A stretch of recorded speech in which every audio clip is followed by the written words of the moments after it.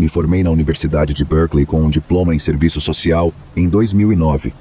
Eu tinha o coração disposto a trabalhar com crianças e famílias vulneráveis desde o ensino médio, e as origens disso são uma história completamente diferente, suponho. Então vou tentar ficar com esta.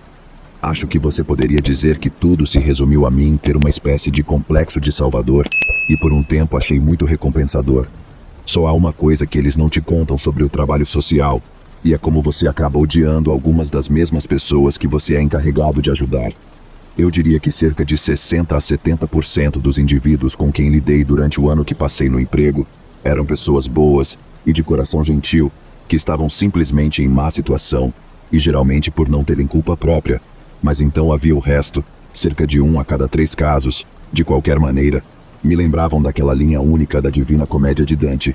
Abandonem toda a esperança, vocês que aqui entram.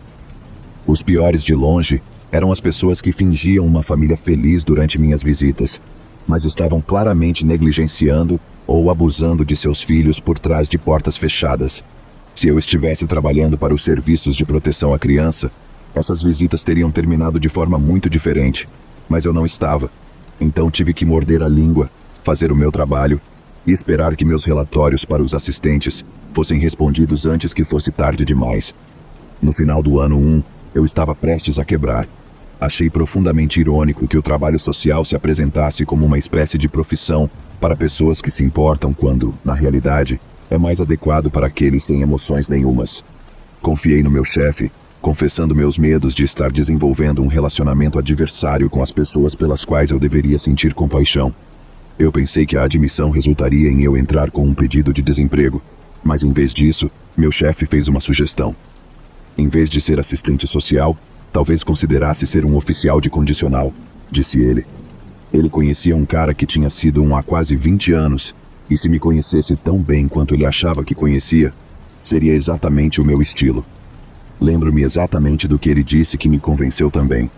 Você pode ajudar os que você realmente quer e aqueles que você não quer. Você é pago para infernizar suas vidas. 20 minutos depois, eu estava no site do Procurando por uma Vaga, e isso foi há 12 anos.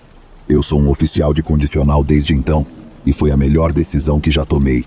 E meu chefe estava totalmente certo. Nem todos os liberados condicionais são como os que você vê nos filmes.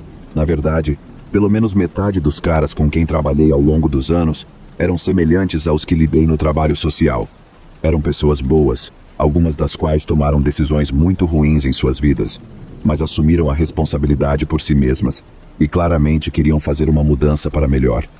Você tenta manter um relacionamento o mais profissional possível com seu liberado condicional por razões óbvias, mas acho que 1 ou 2 deles, em outra vida, poderiam ter sido amigos meus.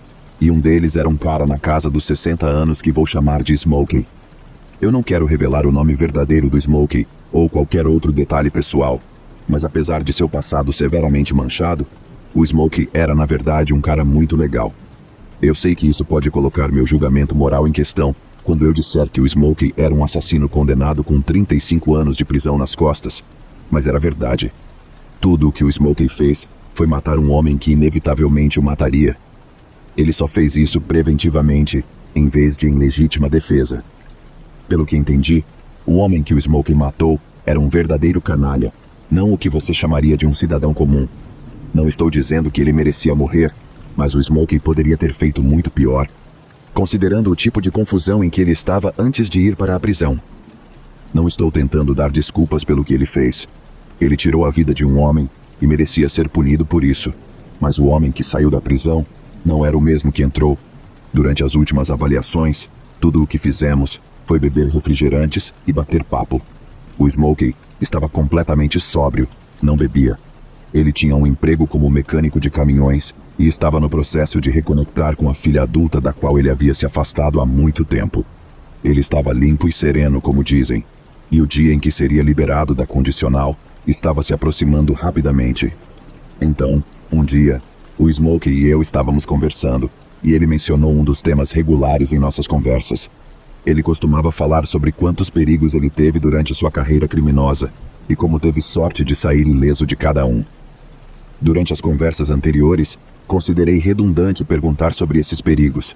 Havia muito pouca chance de um ex-presidiário compartilhar detalhes de seu passado criminoso comigo, especialmente coisas que ele tinha conseguido. Mas em uma dessas avaliações finais, o Smoke me contou uma história. Tecnicamente, não detalhava nada ilegal que ele fez, ou pelo menos nada pelo qual eu iria correndo para meus superiores, pelo menos não nesse estágio. Mas honestamente, era uma das histórias mais assustadoras, pelo menos a história verdadeira mais assustadora que acho que já ouvi. Muitos anos antes do Smokey ser condenado por assassinato, ele trabalhava para uma operação de narcotráfico que operava de cima para baixo na costa oeste. Ele era apenas um capanga no início, eu acho. Mas como em qualquer outra organização profissional, seus chefes começaram a lhe dar mais e mais responsabilidade à medida que ele provava sua competência. Isso poderia envolver supervisionar um carregamento, encontrar um contato em potencial, ou neste caso específico, amarrar uma ponta solta. Naquele estágio de sua carreira, o Smokey nunca tinha atirado ou esfaqueado ninguém, muito menos tirado uma vida. Se ele tivesse um problema com alguém, ele usava as mãos, e ele era grande o suficiente para que apenas a ameaça de violência fosse suficiente para evitar um conflito potencial. Mas, de acordo com ele, o trabalho que ele recebeu era o de ser um executor. O Smokey é chamado ao escritório de seu chefe, que operava de algum tipo de negócio de fachada. Ele é perguntado se conhece um rapaz que chamaremos de Babyface, e ele conhece este tal Babyface porque todo mundo o conhece. Babyface tinha cerca de 20 anos, mas ele parecia que poderia ter passado por um calouro do ensino médio, com características jovens, sem um fio de pelo facial nele e medindo apenas 1,60, mas cheio de energia infantil e entusiasmada também. Ele havia trabalhado para os traficantes por alguns meses naquela época, quando um dia ele simplesmente desapareceu da face da terra por 24 horas. Não atendeu o telefone, não estava em nenhum dos lugares onde costumava dormir. Ele era um fantasma por um dia inteiro. E então os carregamentos dos traficantes começaram a ser pegos enquanto passavam pelas linhas estaduais em Oregon. Para o chefe, não era coincidência. Babyface havia sido pego pela polícia e, obviamente, havia dedurado. Não havia outra maneira de explicar, pelo menos não aos olhos do chefe. E então, o Smokey recebeu uma tarefa simples: encontrar-se com Babyface em algum motel no meio do nada, levá-lo para algum campo de fazendeiro e, em seguida, atirar nele no rosto e cortar a palavra rato em seu corpo. No peito, tanto faz, desde que dissesse rato. Como eu disse, o Smokey nunca tinha matado ninguém antes, então a ideia de que sua primeira vítima fosse esse idiota de bom coração que havia cometido um pequeno erro, bem, digamos apenas que isso não era ideal. Além disso, e isso é de acordo com o Smokey, não comigo, mas ele sentiu que matar esse garoto estava o jogando direto nas mãos da polícia ou da agência de fiscalização de drogas. O Smokey disse que era uma prática bastante comum para eles apreenderem alguns de seus carregamentos e depois prenderem um ou dois de sua tripulação por acusações falsas bem na hora da apreensão. Os caras que eram pegos se recusavam a cooperar com a polícia por 24 horas, não dizendo nada, mas então os chefes pensavam que ele era um dedo duro. O melhor cenário para a agência contra as drogas é assim: causar a morte do criminoso, incriminando o dedo duro e abrir uma investigação de assassinato se o caso de narcóticos for insuficiente. Dessa forma, você pode minar qualquer estrutura organizacional, moralidade, tornando-os nervosos e, portanto, muito mais propensos a cometer erros. O Smokey achava que poderia ter sido a mesma tática sendo usada contra eles, mas ele também sabia que, se recusasse a matar Babyface, seria ele levando um tiro nos fundos do motel. Ele fez a única coisa que podia fazer nessa situação. Disse a eles que faria o trabalho e esperou por mais instruções. Finalmente, chega o dia. O Smokey recebe uma ligação de manhã cedo, dizendo para dirigir até um motel que ficava bem perto do Vale da Morte, que agora que eu penso nisso, é um lugar simbólico tão caricato para realizar uma execução que é quase engraçada. Ele recebe a informação de que a reserva está em um nome específico, que ele usa para pegar a chave do seu quarto, e então espera pelas próximas 3 horas, até que o Babyface finalmente apareça. Os chefes lhe disseram que estavam impressionados que ele não tivesse cedido à pressão policial, e como ele se mostrou um bom soldado, eles tinham alguma missão super secreta para ele envolvendo check-ins com nomes falsos no campo. O Smokey seguiu o jogo, disse para o Babyface entrar em seu carro e explicou como eles iriam dirigir até um lugar remoto para pegar um pacote. Babyface entra no carro dele, totalmente sem saber, e lá vão eles. O Smokey encontra uma estrada secundária, dirige até o final dela e leva o Babyface para a floresta com uma pá. Eles estavam a cerca de 100 metros quando o Babyface percebeu o que realmente estava acontecendo. O Smokey teve a sensatez de ser o único a carregar a pá, mas assim que o Babyface começou a implorar por sua vida, Smokey largou a pá, sacou a arma e apontou para o Babyface. Ele começa a chorar, cai de joelhos, nem tenta correr ou lutar, e está chorando algo como: "Juro que não dedurei.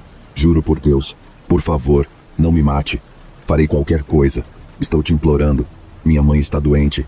Não sei quem vai cuidar dela se eu for. Sei que errei, mas juro que não dedurei. Você tem que acreditar em mim." E todas essas coisas. Smokey disse que a coisa sobre a mãe dele que o atingiu mais, que as súplicas não fizeram nada. Ele disse a ele que se ele lhe desse o endereço da mãe, ele se certificaria de que ela recebesse dinheiro para remédios, ou uma enfermeira, seja lá o que fosse que ela precisasse. Mas, em vez de continuar a implorar por sua vida, ele viu os ombros do Babyface caírem como se ele estivesse desistindo e cedendo. Babyface recitou algum endereço, código postal e tudo, e então, incapaz de assistir ao que estava por vir, ele simplesmente desabou e aceitou seu destino. Ele não mudou sua história como: "Oh não, eu tenho que pegar os remédios eu mesmo. Você não pode me matar." Ele parecia acreditar genuinamente que seu potencial executor enviaria algum dinheiro para sua mãe. Ele se importava mais com a vida dela do que com a dele próprio. E como eu disse, os pensamentos começaram a corroer a já vacilante resolução do Smokey. Smokey disse que depois de alguns segundos sentindo a pistola tremendo em suas mãos, ele abaixou ela e disse ao cara para se levantar. Ele nunca tinha visto ninguém tão assustado antes, e a princípio, esse cara estava tão consumido pelo terror que mal conseguia se levantar. Smokey disse a ele para deixar a costa oeste e fugir para algum lugar bem longe. Esta era a segunda chance dele, e se ele alguma vez aparecesse novamente, ele mataria sua mãe e depois ele.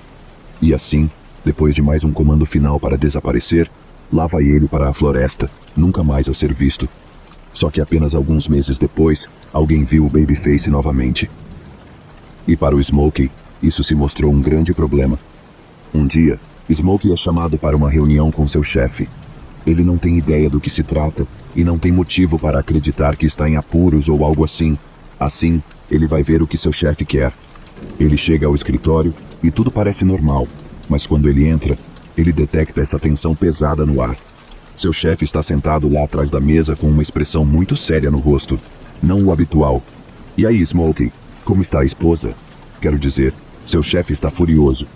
Não era tão incomum vê-lo assim, mas o que realmente fez os cabelos do Smokey se arrepiarem foi a presença de outros 2 homens sentados ao redor do escritório, atrás de onde o Smokey estaria sentado, na frente do chefe. Este foi um grande sinal de aviso para Smokey, pois, em algum momento, ele era quem estava sentado ao redor do escritório, e a pessoa na cadeira não estava em uma posição invejável. Nervoso, Smokey senta e encara a música. Seu chefe começa perguntando a ele para contar o que aconteceu no dia em que ele matou o Babyface. Smokey repete uma história que era toda verdadeira, exceto por um pequeno detalhe. Quando termina, seu chefe fica quieto por alguns segundos, olha por cima dos ombros do Smokey para o cara atrás dele, e então pergunta a ele para contar tudo de novo. O coração dele está batendo como um cavalo neste ponto, mas ele faz o que lhe é dito e conta a história toda de novo, desta vez com o máximo de detalhes possível, especialmente quando chegou à parte que não era verdade, ou seja, matar o Babyface. Quando termina, há outro momento de silêncio antes de seu chefe perguntar: "Você o despiu?" Claro que o Smokey não tinha nem mesmo matado o cara, quanto mais o despir, assim ele diz que não. O chefe meio que segura o rosto nas mãos como se aquela não fosse a resposta que ele queria ouvir. Smokey então agarra a iniciativa e começa a perguntar se deveria, dizendo que teria tirado a roupa do cara se apenas tivesse sido instruído a fazê-lo. Seu chefe começa a concordar de maneira compreensiva, pedindo-lhe para se acalmar, mas explica que eles têm uma pequena situação em suas mãos. Eles tinham informações muito confiáveis de que Babyface não era um idiota viciado em metanfetamina que dedurou em vez de enfrentar mais uma temporada na prisão. Ele era um policial disfarçado. Smokey não teve uma reação falsa quando ouviu isso. Tudo era genuíno, e seu chefe engoliu tudo. Smokey realmente disse que, naquele momento, realmente desejou ter atirado em Babyface. Ele pensou que estava fazendo algo bom ao mandá-lo embora, mas estava começando a parecer que foi o maior erro de sua vida. Smokey havia se metido em uma grande enrascada, mas ele não era dispensável. Pelo menos não da mesma forma que Babyface era, ou pelo menos a pessoa que acreditavam que ele fosse. Então, em vez de ser eliminado, Smokey teve a chance de acertar as coisas.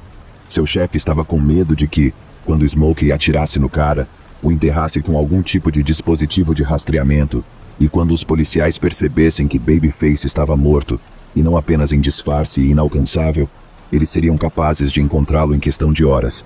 Então, coube a Smokey, junto com os outros dois na sala, dirigir até onde ele havia enterrado o policial disfarçado, desenterrá-lo e levá-lo para outro lugar após remover quaisquer escutas ou fios que ele tivesse anexado a ele. Fácil, certo? Bem, como sabemos agora, Smokey não estava indo lá para desenterrar o policial disfarçado, ele estava indo para cavar sua própria sepultura.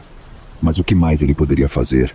Se tentasse enrolá-los, sua história desmoronaria, e se isso acontecesse, não haveria esperança de sair dali vivo. Mas se ele apenas comprasse um tempo e levasse aqueles dois caras para o campo dos fazendeiros, talvez houvesse uma chance de ele escapar pelas árvores enquanto eles estivessem de costas. Afinal, se eles quisessem entrar e sair rapidamente, precisariam de mais de uma pá no chão para fazer o trabalho. Talvez Smokey fosse fazer xixi e não voltasse, ou, na pior das hipóteses, talvez ele pudesse usar uma pá para se dar melhor do que eles antes que eles se dessem melhor do que ele. Então, lá vão eles, para o campo dos fazendeiros, até o local onde Smokey matou, ou melhor, não matou, o policial disfarçado. Ele os leva até mais ou menos o mesmo local, porque não consegue lembrar o caminho exato que seguiram, e começa a cavar com um dos caras ajudando e o outro vigiando. Eles cavam por cerca de 1 hora, cavam pelo menos 6 pés de profundidade e não encontram nada. Smokey pede desculpas e os dois caras ficam irritados por terem perdido 1 hora inteira, mas aceitam a desculpa de que cavaram no lugar errado e se mudam para cavar em outro lugar. Mas antes de fazerem isso, um dos capangas que está acompanhando Smokey diz para eles pensarem muito bem antes de começarem a cavar novamente. O cara é bastante agressivo, está obviamente furioso com Smokey por colocar suas vidas e liberdade em risco, e até mesmo pode ter sido instruído a eliminá-lo se não encontrarem o corpo, com Smokey sendo apenas mais uma ponta solta que eles precisavam amarrar. Smokey começa a cavar com um dos dois caras ajudando novamente. Assim, outra hora de escavação se passa, o ajudante joga sua pá no chão, sai do buraco e decide fazer uma pausa. Smokey continua a tranquilizá-los de que enterrou o cara muito fundo para os cachorros não farejarem o corpo, que ele é um profissional, que só falta um pouco mais de escavação. O buraco agora está muito fundo para ele pular e emboscá-los. Ele está preso em um buraco que provavelmente acabará sendo sua sepultura, e não a sepultura daquele policial disfarçado. É então que ele pensa em outra desculpa, e começa a dizer que estava escuro quando finalmente encontrou o lugar para enterrar Babyface, como não consegue dizer onde estava, entre outras coisas. Mas os dois caras lá em cima não estão interessados. O que os interessava era alguém ou algo que parecia se aproximar pelas árvores. E segundos depois, Smokey ouve alguém gritando alto e claro: "Polícia, mostre as mãos!" O cara lá em cima não coloca as mãos para cima. Em vez disso, ele se vira para Smokey, com um olhar de raiva pura e intensa nos olhos, e aponta a arma para ele. Ele dispara 3 tiros e grita alguma coisa antes de os delegados o matarem a tiros.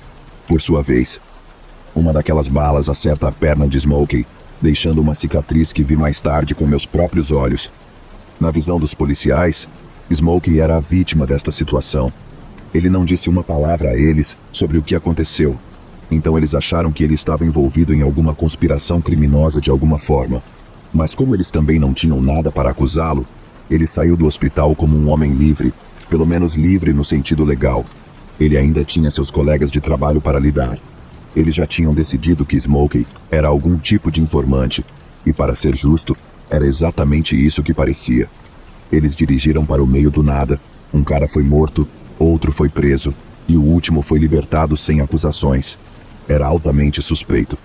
Então, em vez de tentar argumentar com os chefes, que nunca em 1 milhão de anos acreditariam que ele não estava trabalhando com a polícia, Smokey fugiu. Algumas semanas depois, ele está em outro motel, em algum lugar longe do norte da Califórnia. quando percebe alguém o observando do estacionamento, alguém que ele reconheceu.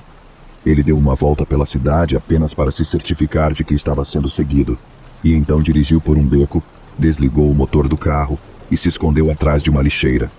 O cara que o seguia o bloqueia, depois se aproxima do carro de Smokey, que está parado. Smokey pula para fora, vê a arma na mão do suposto assassino, mas é tarde demais para o cara reagir. Smokey coloca 6 balas de um revólver calibre 38 nele, foge sem pegar os cartuchos das balas e ainda tem a arma do assassinato consigo quando é parado por um policial de moto alguns dias depois. E foi assim que ele acabou com mais de 30 anos de prisão, e também na minha companhia. Smokey disse que nunca saberá com certeza como a polícia sabia onde encontrá-lo, mas ele tinha suas suspeitas. Ele sabe com certeza que ele mesmo não estava usando um fio ou um rastreador, e com toda a probabilidade, o cara que tentou matá-lo também não estava usando nada. Mas o terceiro cara que parecia pular do buraco para uma pausa um pouco tarde demais, perto do momento em que o policial apareceu, e que acabou algemado, e não com uma bala nele, isso foi um pouco suspeito demais para não ser considerado uma opção. Por outro lado, existe a chance de que, ao escolher poupar a vida de Babyface, Smokey tenha feito alguns amigos poderosos, amigos que decidiram ajudá-lo assim como Smokey decidiu ajudar Babyface naquele dia. Smokey foi provavelmente o homem mais interessante que já conheci em minha vida. Não um homem obediente à lei, nem um homem bem-sucedido, mas um bom homem e um homem interessante. Smokey vive e morre no anonimato, embora às vezes eu pense que ele pode preferir assim.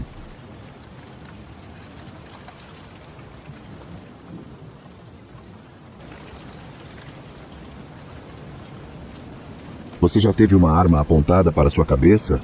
Eu já, e não recomendo, mas direi isso. É uma experiência levemente psicodélica. Nos momentos após ver meu potencial assassino sacar sua arma da cintura, girar o tambor e então apontar o cano diretamente para o meu rosto, foi como se eu pudesse sentir o ar e provar o teto da minha boca. Quando ele falou, eu nunca ouvi alguém tão atentamente em toda a minha vida, e quando ele me fez uma pergunta, levei cada grama de força física e mental que eu tinha para forçar uma mentira. Foi como o laço dourado que a Mulher Maravilha usa. Um olhar para a arma, e eu quase tive um aneurisma tentando não contar a verdade. Mas agora que eu te provoquei com uma espécie de prévia dessa história que está por vir, acho que muitos de vocês provavelmente estão se perguntando: bem, como você acabou tendo uma arma apontada para sua cabeça? Bem, agora eu tenho que te contar. Eu estava trabalhando no turno da noite em um motel ruim nos arredores de Winnington, Illinois. Meus 2 melhores amigos conseguiram ingressos para um festival no ano anterior, enquanto eu, pobre como estava, nem podia pagar uma passagem de ônibus. Eles tiveram o melhor final de semana de suas vidas, e eu passei o final de semana distribuindo currículos e prometendo nunca mais ser deixado de fora assim. Uma longa e exaustiva busca por emprego acabou me levando a conseguir um emprego noturno no motel. E por cerca de 7 meses e meio, eu trabalhava das 9 da noite às 6 da manhã, 5 noites por semana. Definitivamente, não era o pior emprego que eu já tive, mas tinha 2 modos: total tédio ou as coisas mais estranhas e loucas que você já viu na vida. Uma vez, vi um cara andando no meio do estacionamento completamente nu, no meio da noite, urinando ali como se fosse nada. Levei um bom minuto para perceber que ele estava sonambulando, ou devo dizer, sonhando em urinar, já que ele não estava completamente em seu juízo perfeito. E então, outra vez, vi essas 2 drag queens se preparando para brigar entre si. Uma delas largou sua bolsa gigante, depois se atirou em direção à sua companheira, rolando no chão. Um cachorro pequeno pulou da bolsa e saiu correndo para a escuridão latindo o tempo todo.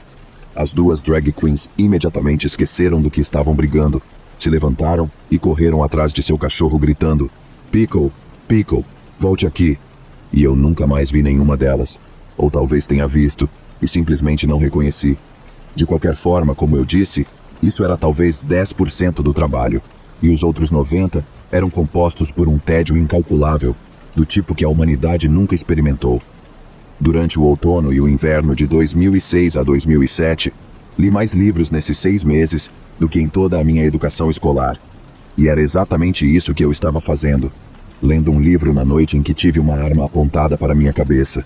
Já se aproximava de 30 minutos após a meia-noite, quando ouvi a porta da área de check-in se abrir. Coloquei meu livro de lado, olhei para cima E lá estava esse cara caminhando em direção à minha mesa. Totalmente normal, cara comum, mas com um sorriso estranho no rosto. Parecia que ele estava forçando isso, então, em vez de parecer amigável, ele parecia super ameaçador. E o fato de ele estar ofegante não ajudou muito o caso dele também. Ele veio direto para a mesa e, com aquele sorriso afiado no rosto, me perguntou se um casal tinha feito check-in há apenas algumas horas. Ele descreve o casal em detalhes vívidos, na verdade, e perde o sorriso completamente por um segundo quando digo a ele que não posso divulgar nenhuma informação assim. Isso não era exatamente verdade. Eu não estava proibido de dar informações. Eu simplesmente não gostava da vibração que estava recebendo dele. Então disse a ele que não. Ele começa a me dizer como é uma emergência que ele precise falar com essas pessoas e que não consegue falar com eles nos telefones por algum motivo. Ele dirigiu até aqui. Blá blá blá. Novamente, dei a ele uma resposta oficial, junto com o pedido de desculpas mais genuíno que pude reunir, porque a verdade é que ele estava certo. Um casal tinha feito check-in apenas algumas horas antes, um que correspondia exatamente à descrição que ele me deu também. Eu ainda não tinha feito as contas, mas ainda estava preocupado o suficiente para me abster de dizer a ele a verdade. Ele me perguntou mais uma vez dizendo, "Estou te pedindo gentilmente." E quando recusei novamente, foi quando ele sacou a arma. Eu sabia com certeza que se dissesse a ele em qual quarto o casal estava, ele iria até lá, entraria de alguma forma e os mataria a tiros. Eu tinha que mentir para ele, mas se eu desse a ele o número de um quarto ocupado, e ele fosse e começasse a atirar pela janela indiscriminadamente, então eu teria o sangue deles nas minhas mãos pelo resto da minha vida. Enquanto o cara literalmente fazia uma contagem regressiva de 10, dizendo-me como ele ia explodir meu maldito cérebro se eu não dissesse em qual motel a suja da mulher dele estava, eu tive que tentar lembrar quais quartos estavam vazios. E isso tudo enquanto estava cheio de uma vontade quase irresistível de apenas dizer a verdade para salvar minha própria pele, bem como as peles de qualquer pessoa não envolvida no que eu estou presumindo ser um caso explosivo de traição conjugal. Obviamente, eu estava quebrando minha cabeça, duvidando de mim mesmo, pensando que eu estava quase certo de que o 17 estava vazio, mas se eu estivesse errado, eu estaria morto.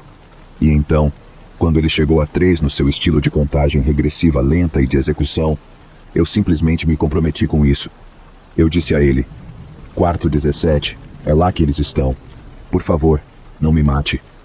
Seu sorriso voltou, genuíno desta vez, e ele me disse, "Garoto obediente." No momento em que ele saiu da área de check-in, eu corri para o escritório dos fundos, tranquei a porta e liguei para a polícia.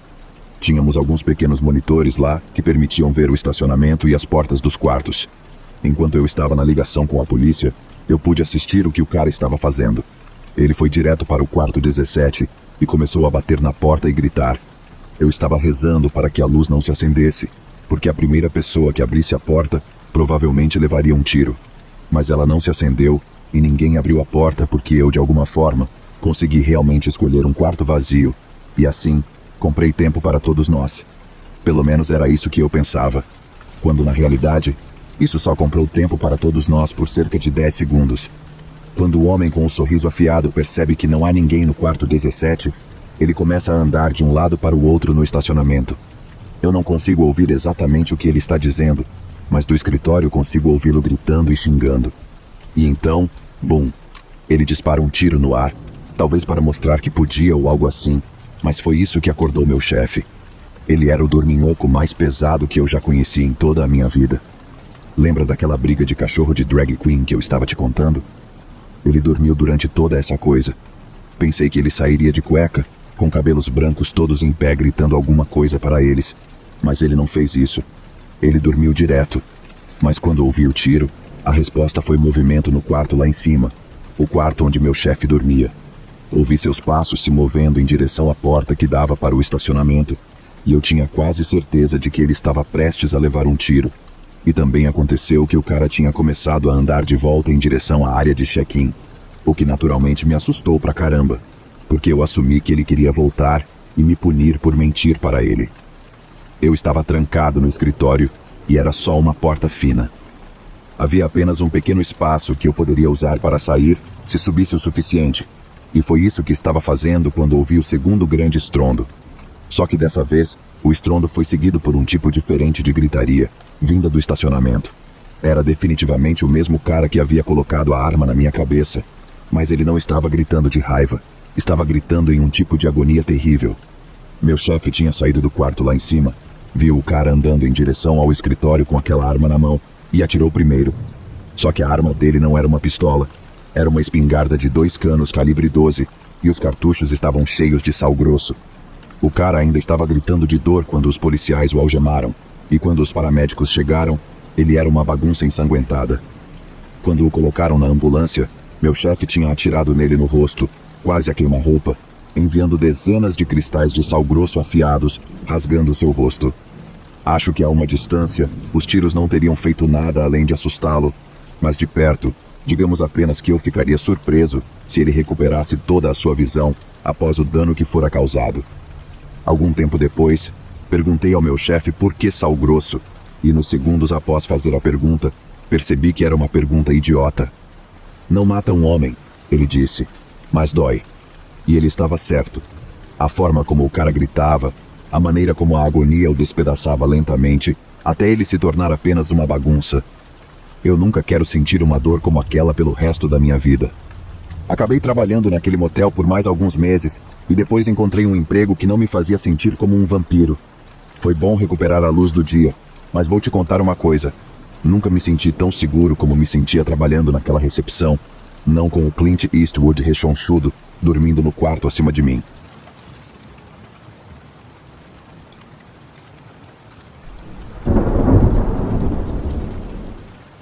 No dia em que escapei do meu ex-namorado violento, acabei em um pequeno motel no condado de Cooper, Missouri.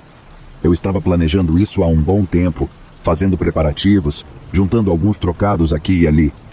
Então, um dia, quando tinha dinheiro suficiente e sabia que ele ficaria fora o dia inteiro, empacotei minhas coisas, peguei um táxi até um local de aluguel de carros e saí de St. Louis. Já tinha passado do ponto em que eu pensava que ele poderia me matar um dia para o ponto em que eu acreditava que ele estava se preparando para fazer isso de fato.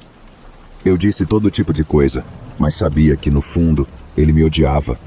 Quase tudo o que ele fazia, até algumas coisas que pareciam legais superficialmente, eram apenas formas de me menosprezar e me manter para baixo. Mas, ao mesmo tempo, eu sabia que ele nunca me deixaria partir completamente. Ele era ciumento por qualquer coisa. Sem dúvida, foi o homem mais amargo que já tive o desprazer de conhecer. Depois de bater minha cabeça na geladeira um dia, decidi que era o fim. Liguei para minha mãe, implorei para ficar na casa dela, e apesar de anos fazendo de tudo para afastá-la, ela disse sim. Depois disso, só precisei esperar pelo dia, e então, adeus, estava na estrada. Chorei quase toda a viagem, e depois de não conseguir dormir durante toda a noite anterior, acho que estava na estrada por um total de 3 a 4 horas antes de começar a me sentir muito fora de mim para dirigir. A última coisa que eu queria era destruir o carro e acabar no hospital em vez de na casa da minha mãe, porque se isso acontecesse, seria meu ex que ficaria sabendo primeiro. Parei no primeiro motel que vi, estacionei o carro, aluguei um quarto e tomei um longo banho quente para lavar o suor nervoso que estava encharcando minhas roupas. Depois do meu banho, ainda estava um pouco agitada. Desempacotei algumas coisas, como o meu carregador de celular, um pacote de aspirina, coisas assim. E enquanto mexia em um dos bolsos laterais da minha mala, senti algo desconhecido. A princípio, pensei que pudesse ser uma das fichas de sobriedade do meu ex, um esforço que ele abandonara muito antes da minha tentativa de fuga. Mas quando o puxei e reconheci o que era, quase o deixei cair de tão assustada. Era um AirTag, um daqueles pequenos aparelhos que ajudam a encontrar chaves perdidas ou uma carteira perdida. Meu ex tinha colocado na minha bagagem. Joguei todas as minhas coisas na mala, vesti algumas roupas enquanto meu cabelo ainda estava molhado, e então corri para o carro alugado, deixando o AirTag na mesinha de cabeceira. Levei apenas alguns minutos, e sei disso porque pouquíssimo tempo depois de voltar para a estrada, meu ex começou a bombardear meu telefone com ligações e mensagens. Não eram nada que eu gostaria de repetir, mas você pode apostar que eram algumas das coisas mais vis que já ouvi ou vi escritas. Para qualquer pessoa, quanto mais para mim. Eram selvagens, frenéticas, mas um único fio percorria todas elas. Quando ele me encontrasse, ia me matar, e ele tinha certeza disso também. Ele sabia onde eu estava e estava vindo me pegar. Havia apenas um problema. Eu não estava mais naquele motel, certo? Você vê, uma das maneiras mais insidiosas que meu ex exercia controle era de alguma forma me convencendo de que eu não precisava renovar minha carteira de motorista. Se precisasse ir a qualquer lugar, ele me daria uma carona ou eu poderia pegar um Uber. Nas raras ocasiões em que saía sem ele, por um longo tempo, essa era a minha configuração. Eu não tinha liberdade, não tinha autoestima e não tinha ideia de como sairia do buraco profundo em que me meti. Meu ex assumiu que eu deveria ter pego uma carona ou um Uber para o motel, mas ele não parou para considerar que eu já havia implementado uma pedra angular do meu plano de fuga quando se tratava de renovar minha carteira de motorista. Ele achava que não havia como eu fazer isso sem que ele soubesse, já que toda a papelada e a carteira em si seriam entregues no apartamento.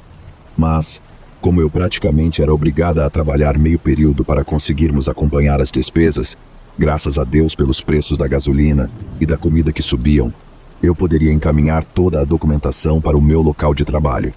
O salário de meio período também significava que eu podia pagar as taxas sozinha, o que significava que eu não o alertaria pedindo dinheiro. A regra era que eu poderia pedir dinheiro sempre que quisesse, mas quanto eu recebia dependia inteiramente do quanto ele achava que eu precisava. Quando todos os preços subiram, eu ter meu próprio dinheiro era como um mal necessário para ele. Ele não gostava, mas não podia pagar por todas as minhas coisas, então tinha que ser feito. E antes que alguém comece a dizer que eu era ingrata, posso garantir que sua falsa generosidade não passava de mais uma tentativa de exercer controle. Mas, com o dinheiro para pagar as taxas e outras coisas que eu precisava pelo caminho, inclusive dinheiro para o motel, eu estava pronta para ir. Então, lá fui eu alugar um carro, na cabeça do meu ex. Não havia nada que eu pudesse fazer além de torcer para que um Uber aparecesse antes que ele chegasse, ou fugir para o campo ao redor, o que era uma opção muito ruim considerando que era o meio de janeiro. Ele achava que me tinha encurralado e estava tão feliz com o pensamento que dava para ler nas mensagens dele. Eu não estava abrindo-as enquanto dirigia, mas quase todas as outras mensagens começavam com ameaças ou risadas. Na verdade, fico feliz por estar ocupada naquele momento, porque teria sido muito difícil resistir à tentação de enviar a ele algo como: "Eu não estou aí, seu psicopata maldito, mas o seu AirTag está." Eu sabia que era muito melhor não dizer nada e deixá-lo chegar ao motel para perceber que sua ideia sorrateira de stalkear não era tão sorrateira quanto ele pensava. Tenho me saído muito melhor desde que escapei dessa relação tóxica, mas durante todo esse tempo, também nunca experimentei nada tão aterrorizante quanto puxar um AirTag e perceber que estava sendo rastreada por um homem que queria o meu sangue. E honestamente, espero nunca sentir esse tipo de terror novamente.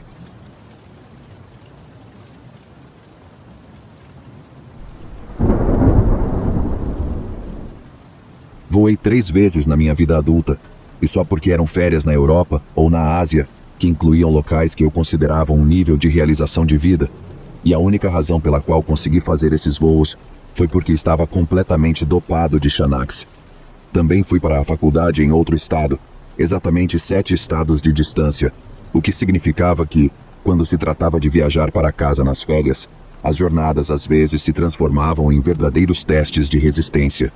Eu saía para Vermont de manhã cedo e depois dirigia sólido por 10 horas, o que geralmente me deixava em algum lugar no interior da Virgínia.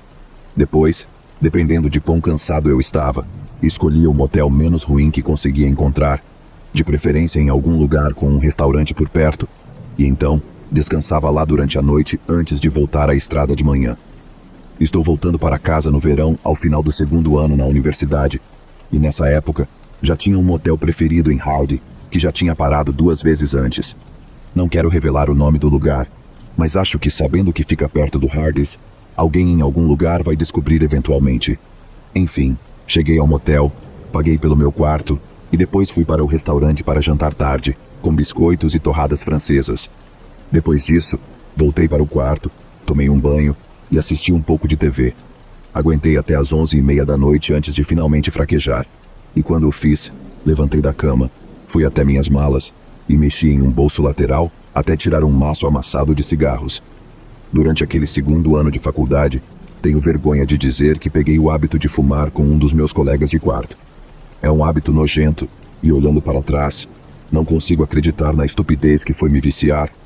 Como minha mãe e meu pai enlouqueceriam se descobrissem, decidi me desintoxicar antes da viagem para casa, para que não houvesse tentação de fumar durante todo o verão. Bem, acontece que eu não era tão bom assim no processo de desintoxicação, e quando fiz check-in no motel, ainda estava tendo esses desejos terríveis de nicotina bem na hora de dormir. Tentei resistir à vontade, mas como tinha uma longa viagem pela frente de manhã, decidi que não era hora de passar uma noite suada e sem dormir. Então, peguei o maço de cigarros amassado, peguei meu isqueiro e saí para a passarela para relaxar tarde da noite. Lembro-me de pensar comigo mesmo, enquanto a doce nicotina se espalhava pela minha corrente sanguínea. Vou me arrepender severamente de não ter parado antes, não vou? Em retrospecto, o pensamento parece quase profético. O motel tinha essa forma clássica de colchete quadrado, como um U com ângulos retos em vez de curvas. Meu quarto ficava em uma das alas com vista para o estacionamento em formato de retângulo. Enquanto eu estava apoiado na grade, fumando, vi um carro entrar no estacionamento. Um sujeito mais velho saiu do que eu acho que era um Toyota Camry de cor clara e começou a mexer no bolso procurando pela chave do quarto do motel. Assim que ele chegou ao seu quarto no térreo, vi um movimento rápido na escuridão do meu campo de visão periférico, e num piscar de olhos, essas duas pessoas, um homem e uma mulher, correram em direção ao sujeito mais velho, abrindo a porta dele. Após o que parecia ser uma breve e discreta confrontação, o trio desapareceu no quarto do motel. Não estou dizendo que tenho um nível de intuição situacional do tipo heróico, mas algo sobre a interação me pareceu extremamente estranha. Por um lado, o casal mais jovem poderia estar esperando por ele, talvez por horas, e ficou irritado quando o sujeito finalmente apareceu para deixá-los entrar no quarto do motel.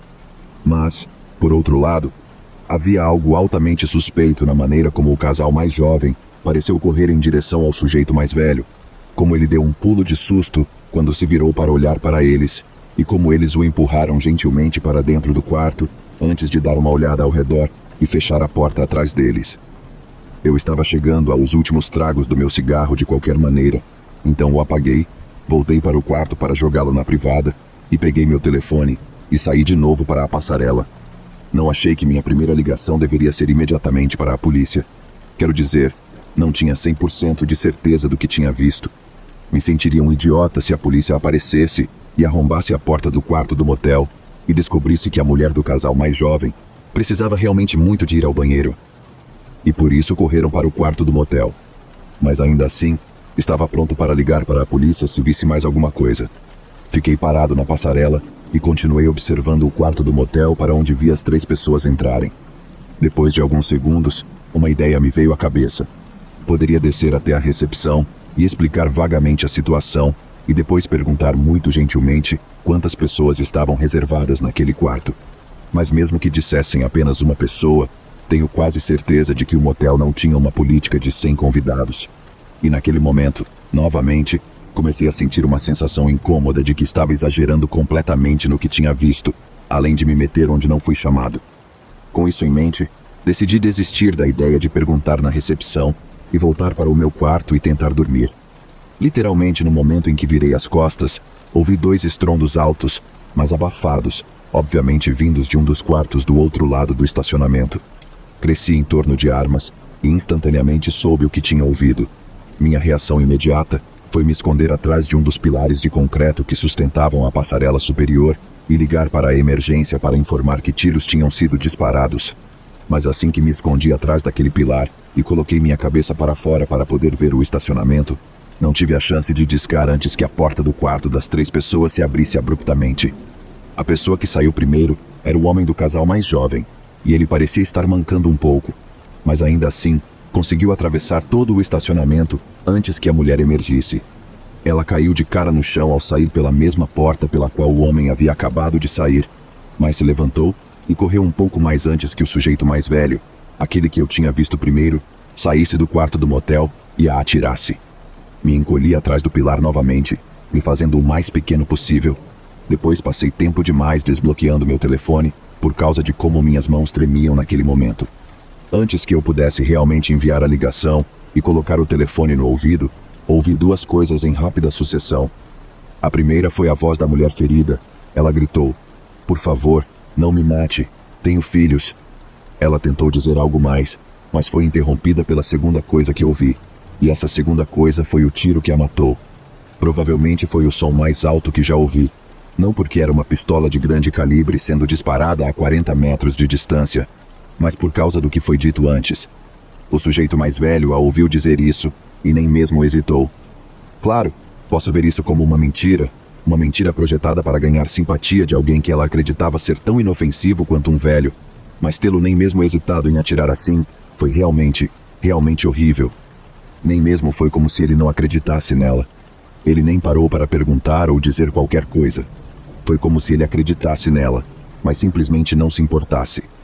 Ainda estava tremendo com o que acabara de acontecer quando percebi que nem mesmo tinha ligado para a polícia ainda. O número estava apenas ali na tela do meu celular, mas também não queria que o cara me ouvisse denunciando-o para a polícia, apenas no caso de ele decidir subir e se livrar de qualquer testemunha. Apertei o botão de descagem, corri de volta para o meu quarto, antes de fechar a porta atrás de mim e me esconder embaixo da cama, bem a tempo de ouvir o despachante dizer pela segunda vez: "Polícia, qual é a sua emergência?" É verdade o que dizem sobre o tempo desacelerar nessas situações. Lidei com a ligação, fiquei na linha com o despachante, mas assisti aos minutos literalmente passarem, enquanto esperava os policiais realmente aparecerem. Estava preocupado que algum tipo de tiroteio pudesse começar, e não vi exatamente como o cara acabou, mas ele deve ter se entregado pacificamente, porque vi os policiais o levando para o carro, e ele estava completamente calado e cooperativo. Cometi o erro de olhar para o corpo da mulher que ele havia atirado. Ele atirou nela bem no rosto, bem entre os olhos, provavelmente porque havia apenas um buraco, onde deveria estar a maior parte do rosto dela, e a cabeça estava deitada em um ângulo, provavelmente porque não havia mais parte posterior do crânio para sustentá-la. A coisa é que não parecia real. Parecia um adereço de filme. E não sei se é porque realmente parecia assim, ou se foi apenas a maneira do meu cérebro de me dissociar do que eu estava realmente olhando. Mas foi como eu disse. Não parecia real. Não até que os paramédicos apareceram e colocaram um lençol branco sobre ela. Eles não fazem isso com adereços de filme, não quando não há câmeras por perto. Já se passaram quase 15 anos desde que vi essa mulher ser morta, e quero dizer assassinada também.